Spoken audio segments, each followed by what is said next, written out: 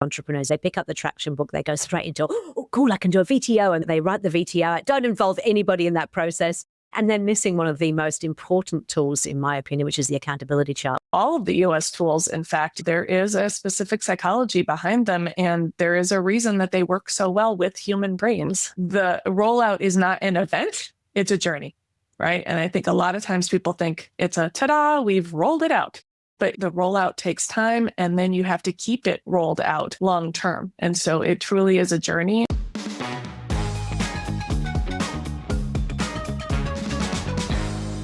Welcome to another episode of Better Business, Better Life. I'm your host, Debra Chantry-Taylor, and I'm passionate about helping entrepreneurs lead their ideal lives through creating a better business. I bring guests onto the show to share with you tips and tools and share their experiences of running on EOS and what you can do to actually create this better business so you can lead a better life. And today's guest is really special. So she ran her own software development company that turned into a marketing agency. She then got employed as the marketing director for EOS Worldwide back in the days when Gino Wickman and Don Tinney were actually running EOS Worldwide. And she has just finished launching a brand new EOS book called Rollout. She's going to share with you today how to effectively roll out EOS across your organization based on the psychology of organizational change. And the book itself is called Rollout: Get Your Entire Team Running on EOS to Achieve Your Vision. So Marisa Smith is the co-author of the book Rollout. She's also an expert EOS implementer. Hey, welcome so much to the show, Marisa. It's lovely to have you here. Really looking forward to our chat about EOS and your new book, of course. Thank you. So I would love, I know a little bit about you, but I would love for you to share your journey with our listeners in terms of your background, how you got to be where you are, how you became an EOS implementer, just your story. I started my first business in 2002. So I had worked at the University of Michigan here in the States and was doing, computer support and technology and web stuff. It was kind of that time period where the internet was really, becoming a thing. And so I started a software development company just out of some projects I was doing at the University of Michigan, but it was just me, doing it on my own. But, like many entrepreneurs, when you do good work, people want more from you. And so suddenly I had more work than I knew what to do with and had to hire my first employee. And it just kind of accidentally grew from there. So I have to say that my entrepreneurial journey was not super intentional in the beginning of my career. I just kind of, a door would open and I would go through it and, opportunities would present themselves and, there we were. And so, 10 years later, I kind of woke up and looked around me. And by then my company had turned into a marketing firm because a door had opened, right? And I went through it. And so suddenly I found myself owning a marketing agency and having, 12 employees and, all these families that were, depending on me. And I was working, just all the time, right? 50, 60 hours a week. I, would wake up at 4 a.m. I had 2 kids. I was trying to work before they got up, breastfeeding while on conference calls, just like crazy. Craziness, Yeah. yes. And so, I just felt kind of trapped by my business because I had kind of built it around me without this, view of scaling it and thinking about it long term. I just kind of felt like there was no way out of that. And so I, was talking to a couple of fellow entrepreneurs about how I felt. And one of them just happened to be somebody who was in the book Traction, Rob Dubay. And he was a colleague of mine I knew from a peer group that we were in. And he said, you've got to read this book. You need an integrator, And so I bought a copy of the book and then I put it on my nightstand and didn't open it. And it sat there probably for a year. And then somebody else gave me a copy of the book and I put it on my nightstand and thought, I probably should read that. I have a couple copies of it now, And so one day I actually read it. And when I read it, I was like, right. It was like the clouds opened up and the angels started singing. And I thought, oh my gosh, why didn't I read this sooner? Right. This is exactly what I was looking for. So like any good entrepreneur, I got halfway through the book, downloaded all the tools and started filling them in without my leadership team. The VTO, right? They all go to the VTO first. Yep. I bet that was the first tool. Exactly. Yeah. Exactly. Yep. Exactly. And so I rolled it out to my team in a very haphazard way. And, we got some results, but we just weren't really gaining traction. And so ultimately, we ended up hiring an implementer. And pretty quickly, we did gain traction and started to see results much more quickly with the guidance of a professional. So that was back in 2012. And a little bit later after that, my implementer said, "Hey, did you know that EOS is looking for marketing help?" And it so happened that I had a marketing agency and I had become passionate about EOS. And so he introduced me to Gino Whitman, the founder of EOS, and Don Tinney, his business partner. And I talked to them about implementing a marketing strategy for them. And so they hired me as the marketing director of EOS in 2014. So I sat on the leadership team at EOS for about 4 years. It was in the early days of EOS Worldwide. There was, no full-time employees, I think, back then. We had about 80 implementers worldwide. I think there was, 1 or 2 implementers outside of the US. And so I helped put that marketing strategy and the marketing engine in place over about 4-year period. And about halfway into that journey, I realized I was spending all of my time talking to people about EOS instead of about marketing. I had developed more of a passion for EOS than I had for marketing. And so I decided to become an implementer in 2016. And so I started up my implementer practice. I kind of ramped down my involvement in my marketing agency. I got out of the marketing seat at EOS Worldwide. And I have been a full-time EOS implementer since about 2018. So, 10 years as an implementer, but really 8 years full-time as an implementer. And so that's all I do now is implement with companies. And so you really were at the beginning days with Gino and Don. That is fantastic. Yeah. Gino was our implementer and Don was the integrator. Yep, back then. So okay, and now you're an expert implementer, of course, after all that experience. Yeah, and you've just written an EOS book called Rollout, which we're going to explore a little bit more because I know that I've seen exactly what you described with entrepreneurs. They pick up the traction book, they go straight into, oh, cool, I can do a VTO, and they write the VTO out, don't involve anybody in that process. And then missing one of the most important tools, in my opinion, which is the accountability chart, which actually drives everything. It's the backbone of EOS. And then, it's like the questions we get asked as implementers all the time is, we've got the leadership team on board. How do we roll it out to the rest of the organization? And that's what this book is all about. Yeah, a lot of times we see it kind of get stuck at the leadership team level. So I wrote the book with a co-author, Beth Fahey, who is also an expert implementer. And, we both reflected that we either see people, roll out too fast because like I had, right? And like she had, we got so excited that we just kind of go, ta-da, right? We're doing this. And everyone's like, what are you doing? Right. Or we see clients go so slow because they're worried about how people are going to react, or they don't totally understand why everybody needs the tools. And, they're not sure that people are going to buy in or be interested or find them useful. And so they hesitate, but then they're frustrated because they're not gaining traction and, everybody in the company is not on board and they can't figure out why. Right. So we wanted to help people kind of find a happy medium there, have a plan, right? So that you're not just haphazardly, rolling things out, but not having so much of a plan that you're, waiting for perfection, right?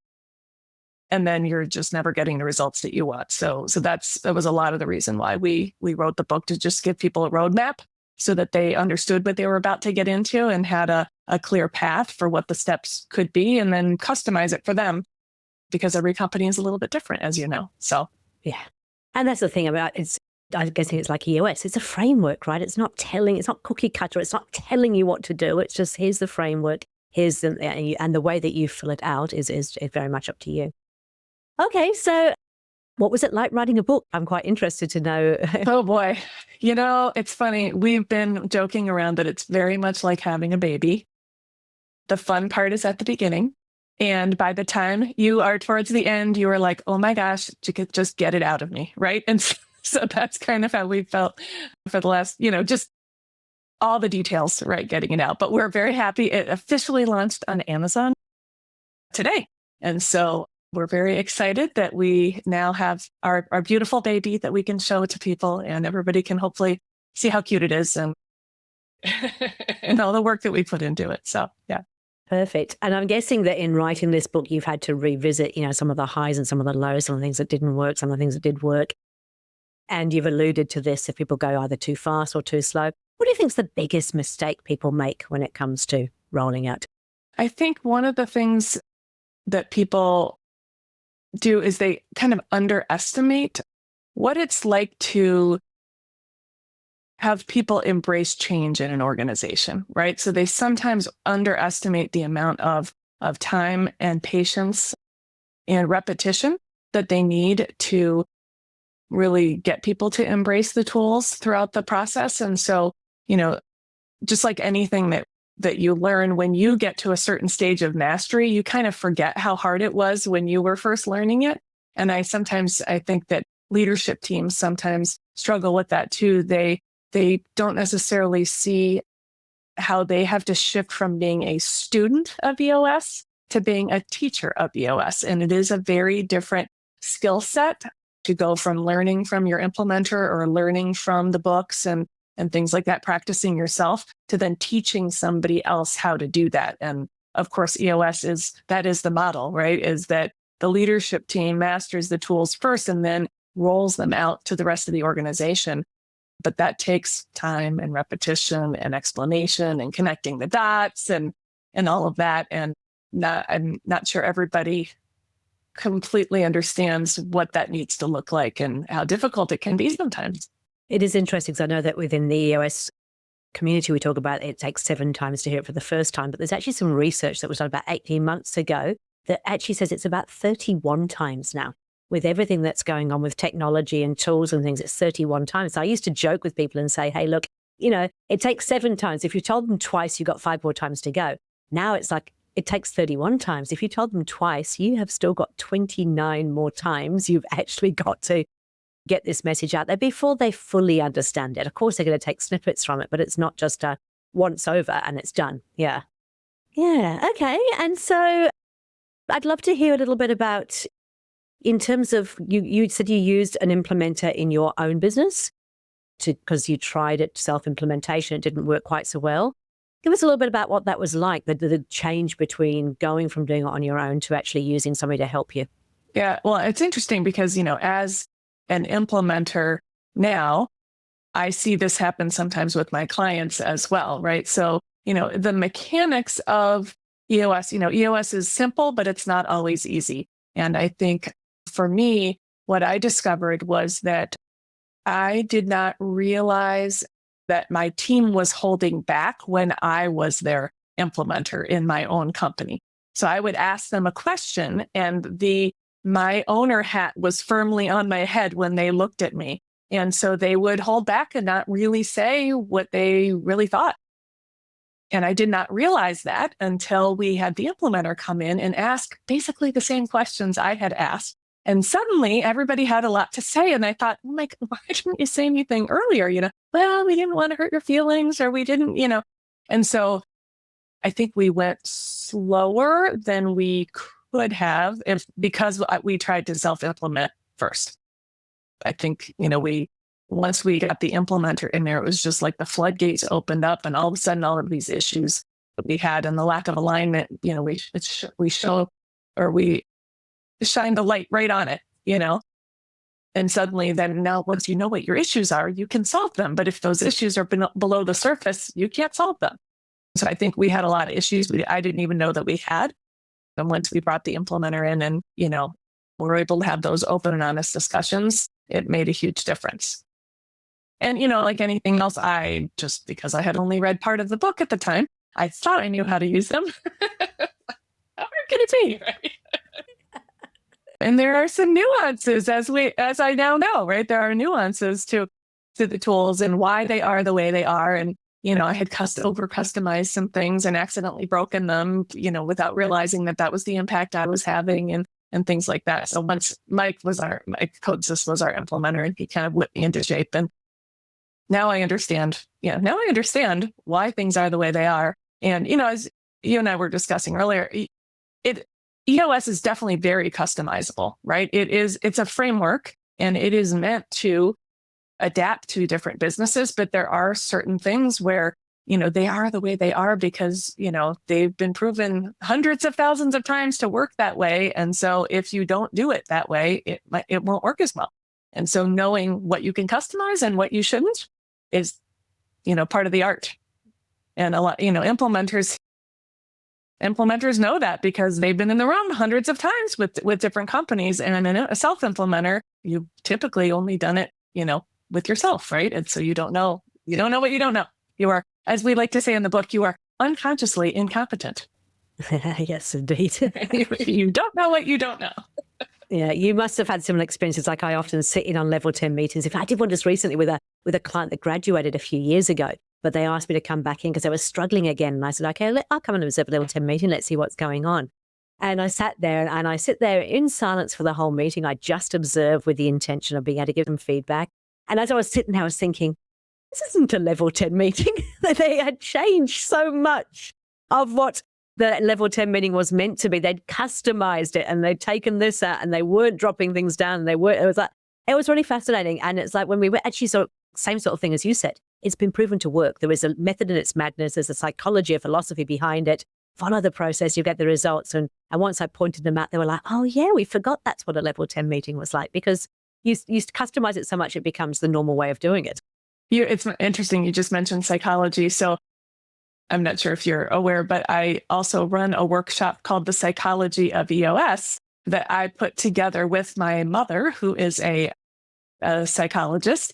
And I put that workshop together with her because, in the last 10 years, I would sometimes, debrief after a session and, say exactly that, I just observed this level 10 and here's what happened. And she would tell me, well, the reason that doesn't work is because of, X, Y, Z. And she would explain kind of the psychological principle behind it, right?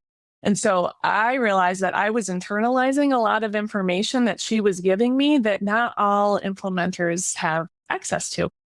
And so we put that workshop together to try to help implementers understand a little bit more about the psychology of what's going on in people's brains when they're implementing EOS. And a lot of what you're talking about with the level 10 and, all of the EOS tools, in fact, there is a specific psychology behind them. And there is a reason that they work so well with human brains, So, it's when you understand what's happening underneath, it's less tempting to mess with it.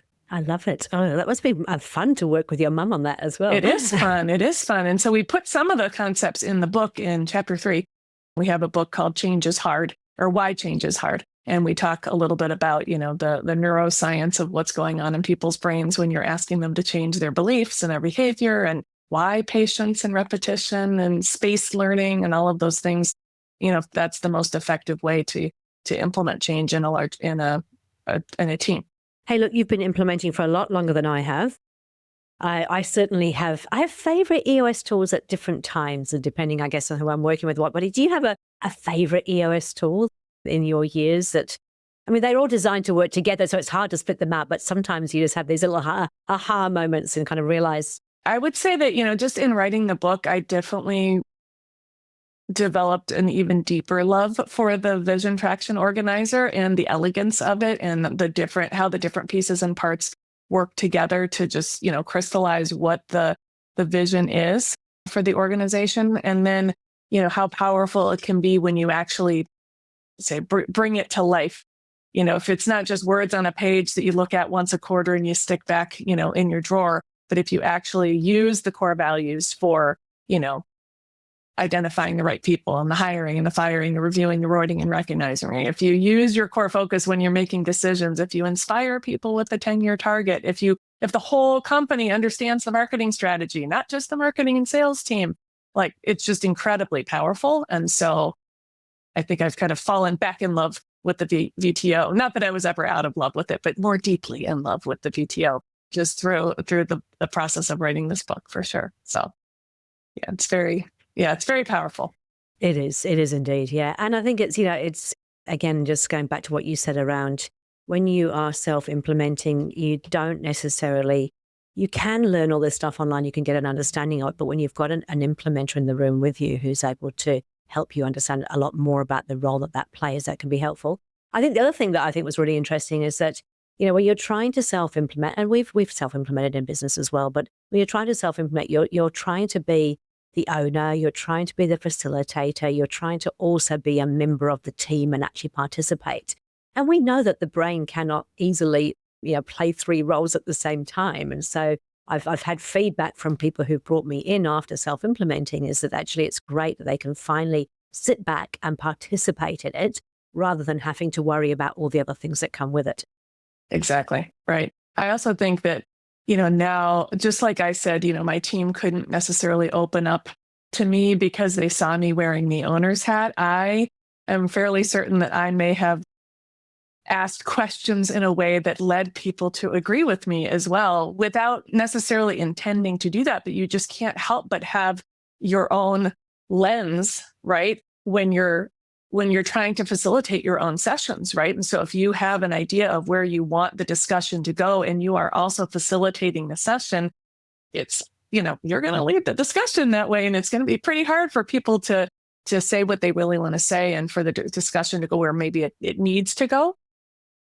And so having that objective person running those sessions, I think it's a little bit more of an organic experience and it's probably more authentic than if you as the entrepreneur are trying to run those sessions yourself, or any member of the leadership team. You just can't help but kind of, color what you're asking and how you're leading, even if it's unintentional. So it's absolutely true. And of course, some of us are definitely quite persuasive. I always say, I always get what I want. And and maybe we don't necessarily go in with that intention, but we are just naturally, we have our things that we want to do. Yeah, of course, everybody agrees with me, right? Yeah, yes, yeah, absolutely. Oh, beautiful. Okay, so I'm looking actually at the book on Amazon right now. We'll make sure there's obviously a link to it. Unfortunately, I cannot get it on my Kindle until the end of February, but I know that I can get the physical book. It should be sooner than that. It's just they put like a default date on there. So hopefully in the next 2 weeks, you'll get the Kindle version. Beautiful. Okay. So I'm just reading, what the things here. And there was 3 things that they got on there. They say, cascade your vision and tools throughout every level of the company, overcome that resistance to change to get buy-in and keep momentum alive, and build accountability and create alignment so your entire team works in harmony. So let's explore a little bit of each of those and just give a couple of little practical tools if we can. So cascading your vision and tools throughout every level of the company. That it's always very easy. The leadership team, we work with the leadership team. We can pull that all together in the VTO, but it is difficult to kind of go, how does this now work throughout the rest of the organization? Tips and tools. Yeah, just a couple of little things without giving away everything. Yeah, I'd say 2 different things to think about when you are about to cascade out. One is that before you just start rolling the tools out, you really do need to kind of launch, meaning you need to introduce the concept of EOS, right? Introduce the concept of the 5 foundational tools, introduce your vision. And doing that without context can create confusion. And so sometimes people just start presenting the content, right? Here are our core values. Here's our VTO. Here's our accountability chart, without saying a VTO is a 2-page tool that crystallizes the answers to 8 questions, right? So, and core values define our culture. So they're teaching the what without the why. And so we make a fairly large point in the book that it's important to share the context and the why and connect the dots for people so that people understand the what in that context. So that's the first thing, is really just making sure that we're preparing people for that, right? And that you have a plan for how you're going to introduce and launch, your vision in EOS. And then once you have introduced that, then you can start actually integrating the tools into the rest of the company and actually putting them into use, so starting to run level 10s and introducing rocks and scorecards. But if you just do all of that all at once, it can be a little bit, like drinking from a fire hose, like we say here in the US. So we introduce a 4-phase framework that we call the Rollout roadmap, which is first you have to prepare. which means you have to make sure you as a leadership team are really ready to do this. Are you really aligned? Have you really mastered the tools, or are you kind of still a little bumpy with your own level 10s, right? Do you really want to start teaching other people how to run them if you're not so good at it, right? Yeah. So are you really prepared, right? And do you have a plan, right? So do you know how you're going to do this, right? Once you've done that, then you can go ahead and launch and introduce the tools in EOS, and then you go ahead and start integrating. And then once all of that happens, which takes a couple of years, right, to get the EOS tools fully integrated through the company, then there's a final phase that a lot of people don't think about, which is what we're calling sustainability, right? So that once you hit 80% strong in the 6 key components, you have to keep it there, right? And it's not just magical, right? It takes intention and commitment to sustain 80% strong in the long term, right? So if you're really going to run on EOS, forever, you have to make a commitment to do that. And I think sometimes people think, oh, we're done. We got to 80% strong. It's just going to stay there, right? But just like, if you lose 20 pounds and then you stop eating well and stop working out, the weight's going to creep back on. You're right. The same thing happens with your EOS implementation. You can kind of fall off the wagon and things start to drift. And then suddenly, you're not getting the results that you were getting previously. So perfect. That might have been more than 2 tips. That might have been more than 2 tips. No, that was great because you gave the process there. And of course, the book's going to go into a lot more detail about each of those things, but I think it is really, really important. I think one of the things I really picked up on and I can resonate with is, I suppose, as a leadership team, by the time you're ready to roll out, you've been doing this for quite some time. So all the language, all the things you're talking about feels completely natural to you, but it's completely double Dutch to people unless you've actually brought them on that journey and given, as you said, the context around what that actually means. And I guess there's also a little bit of resistance because most entrepreneurs have tried many, many different things in the past too. And so it's normal to come in and throw new things around and people are going, oh, here we go again. Another great idea. Yeah. Yeah, we talk about that in the book, change fatigue, right? Some organizations have change fatigue because of that flavor of the month. We tried a little bit of this. We did this for 3 months, right? And so when EOS comes in, it's natural for the organizations like that to think, oh, this is going to pass, right? Here comes another thing, right? And so you have to show over and over and over again that this is not going away and show your commitment. And then after you do that a few times, people start to pay attention, but you can't expect them to just embrace it out of the gate if that's the history. And again, I've seen it so many times where the entrepreneur gets very excited by it. And the leadership team to some extent where they get very excited and they want to roll it out really quickly. But you've got to, as you said, you've got to master these things yourself, because if you haven't really nailed it, you're just passing those bad habits on to everybody else in the organization. And then, of course, the tool will get blamed rather than the... Yeah, then it's an EOS problem. And it's frequently not an EOS problem. It's a rollout problem, a mastery problem. So... Mm-hmm. So if you get rollout right and it's not just a once off and done, but get the process right and you get people truly engaged, you've got that accountability, what's the end results? What can people look forward to after a great rollout? Right. Well, this is where it all ties together to the theme of your podcast, Deb, is, the way we're framing this is that, you're on a journey to 100% strong, right? And all the 6 key components, and, 100% strong is kind of the EOS life, right? So when you get to, 80 to 100% strong in all 6 key components, your vision is truly shared by all, then that is when you are, doing what you love with people you love, making a big impact, being appropriately compensated and having time for other passions. So it all ties together. And so again, the rollout is not an event, it's a journey, right? And I think a lot of times people think it's a ta-da, we've rolled it out. But you roll it out, the rollout takes time, and then you have to keep it rolled out long term. And so it truly is a journey. And so the journey to 100% strong is your rollout journey. They are one and the same. And so, when you get into that 80% strong or better, your EOS life should begin to appear. But then again, you have to maintain your commitment, or else you can start to drift from the path, and then those things start to fade away again. So it's a long-term commitment. I was actually just talking to another podcast guest who was describing exactly what it had done for his life, in terms of he can confidently say now that nothing in the business requires his input. as in he doesn't have to be involved in anything. It runs without him. He's got the right people in the right seats. They've got their systems and processes. Everything just runs smoothly, which doesn't mean he doesn't work. He still chooses to work, but he chooses to work on the stuff that he loves and that he's great at, and he does not tied to the business anymore. Exactly.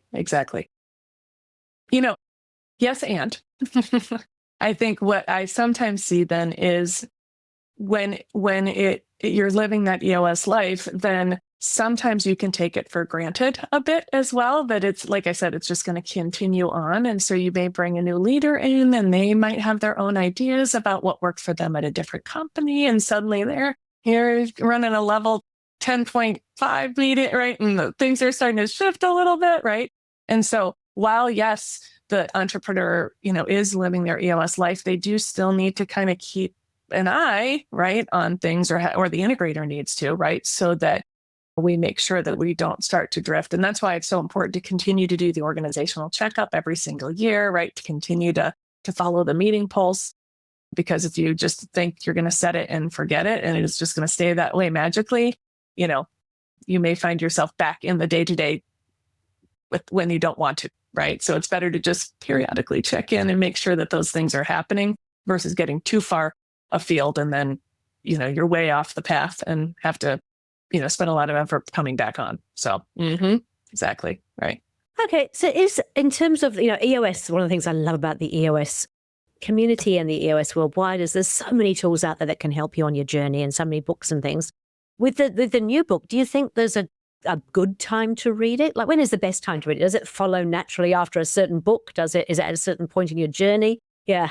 So we wrote it with people in mind who were at the end of, vision building day 2, which is typically when people are beginning to think about rolling out EOS to the rest of the company, right?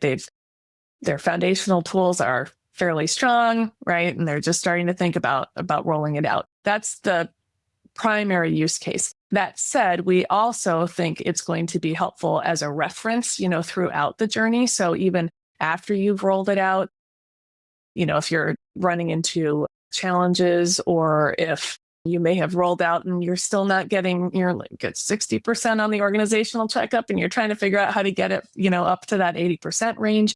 So, we tried to write it in a way that was useful to anybody at any stage of the journey, but primarily, the use case is people who are trying to figure out, okay, I've heard about this rollout thing, right? How do I do it? Right. And so just giving people the roadmap and kind of that phased approach. And there's a lot of stories in the book too. So people can draw inspiration from all the different examples and stories that we put in the book. There's a lot of examples in terms of, here's some sample talking points that you could use to share your VTO. So we tried to, put practical advice in the book as well without being too prescriptive, because again, every company is different.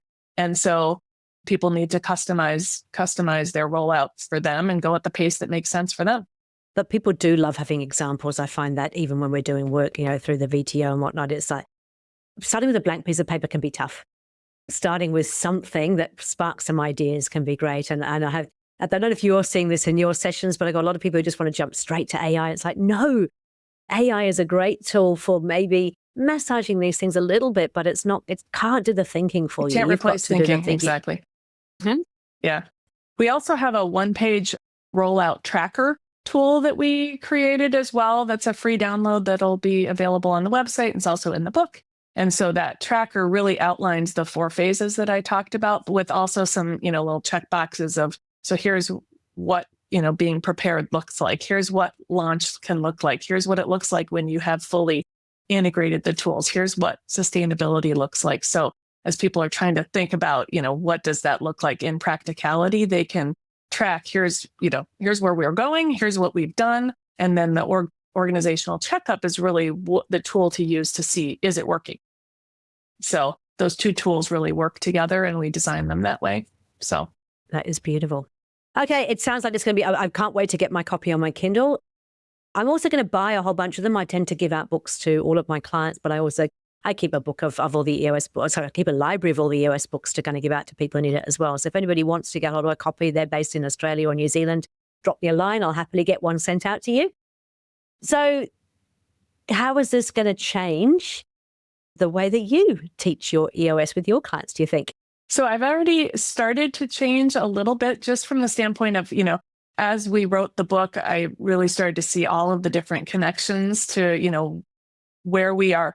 Sometimes we're talking about rollout implicitly, but not explicitly in the process. And so, really tying together the concept of rollout in that first quarterly when we're pulling it all together, right? Talking about it when we review the organizational checkup at the annual planning, and if they're not quite at 80% strong, we can go back to talking about rollout and have you really rolled these things out to the rest of the company? So just, kind of tying those things together. And I've been emphasizing more in my teaching how to prepare my clients to be good teachers of EOS. So preparing them to explain the tools, to giving them some talking points for the context of the tools so that everybody's doing it in a similar way, using similar language. And so my clients are saying that has been helpful to them to just we have a little equation of context plus content equals clarity and comprehension. So 4 C's there, right? But reminding them that we need the context and the content. Those two things together will provide that clarity and comprehension. And so just, I've been explaining that and repeating that a lot, especially during VTO review and quarterlies and annuals and having them do some of that, instead of me doing it for them so that they have a chance to practice, in that environment versus practicing in front of their team, right? In a departmental meeting or something. So that's been interesting to evolve my teaching and just go a little deeper with it, a little bit deeper with it with my clients. So that's how I think it's going to impact my clients. And then, because I think it's true. I mean, I think that there is definitely a skill to bringing people on the journey. And if people need to know and be taught and be led and managed in terms of how to do that and how to be a good teacher and how to bring those people on the journey with them. Mm-hmm. Yeah. So I'm very excited. I'm very pleased for you. I think it's awesome that it's come out. We spoke with Beth on the podcast a few weeks ago, and I know that she's also super excited about it too. So any last tips and tools before we kind of wrap up? Oh, gosh. We're going to make sure that the link to the book is in the podcast notes so people can get hold of it. So obviously it's available on Amazon and other places. You can also get it for your Kindle, hopefully the next couple of weeks. And there will be an audio book version as well that will be out in a couple of weeks too. So Beth and I read our own audio book, which is another experience that we got to have. Yes. So that was fun.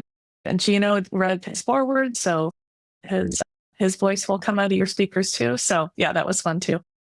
No, I mean, I think there's going to be a lot of great tools on the website. So we have a resource center there. There's an ebook that is a reflection guide. So at the end of every chapter of the book, there are reflection questions.